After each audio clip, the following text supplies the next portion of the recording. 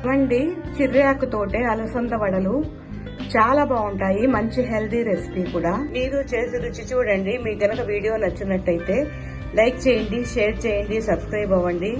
మా వీడియోలు చూస్తున్నందుకు thank you friends. Hi friends, ఈరోజు హెల్దీ బ్రేక్ఫాస్ట్ గా అలసంద పప్పు చిరికూర వేసి వడలు చేసుకుందాం. ఒక 1/2 కిలో అలసంద పప్పుని నైటే నానబెట్టేసుకోవాలి. ఇప్పుడు దీన్ని పొట్టు లేకుండా శుభ్రంగా కడిగేసుకోవాలి. ఈ విధంగా శుభ్రంగా కడిగి వడగట్టేసుకోవాలి. కొంచెం పొట్టు ఉండేటట్టు చూసుకోవాలి. ఇప్పుడు ఈ చిరికూరని శుభ్రంగా కడిగి సన్నగా తరిగేసుకోవాలి. శుభ్రంగా కడుక్కున్న ఈ ఆకుకూరని సన్నగా తరిగేసుకోవాలి.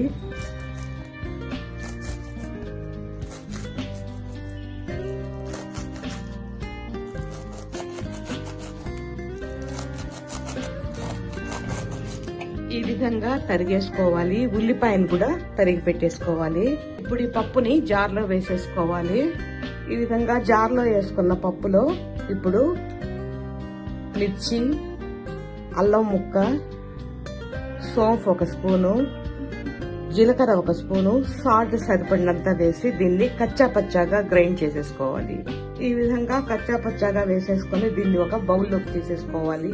ఈ విధంగా బౌల్లోకి తీసేసుకోవాలి. ఇప్పుడు తరిగి పెట్టుకున్న చిరికూర, తరిగిన ఉల్లిపాయ, పచ్చిమిర్చి వేసేసుకోవాలి. ఈ విధంగా అన్ని వేసేసుకున్నాక ఒక 1/2 కప్పు బియ్యం పిండి బైండింగ్ కోసం వేసేసుకోవాలి.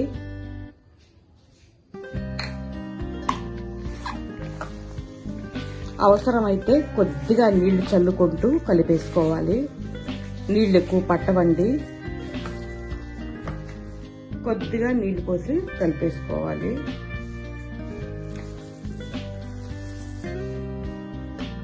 ప్లాస్టిక్ పేపర్ మీద ఈ విధంగా వడకట్టేసుకోవాలి.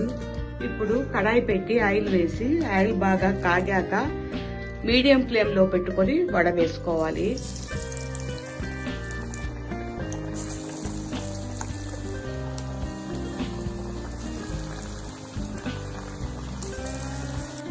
ఇప్పుడు ఒకవైపున కాలాయి తిరగేసుకోవాలి.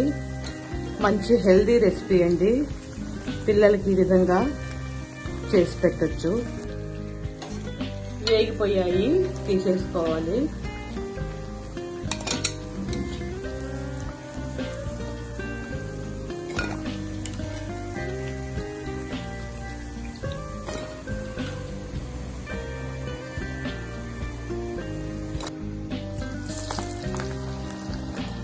ఈ విధంగా వేసేసుకోవాలి. ఇవి కూడా వేగిపోయాయి, తీసేసుకోవాలి. అన్ని ఇదే విధంగా చేసేసుకోవాలి.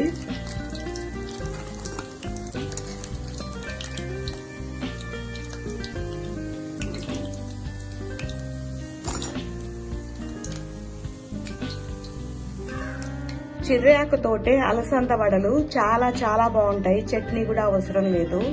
మంచి హెల్దీ రెసిపీ కూడా.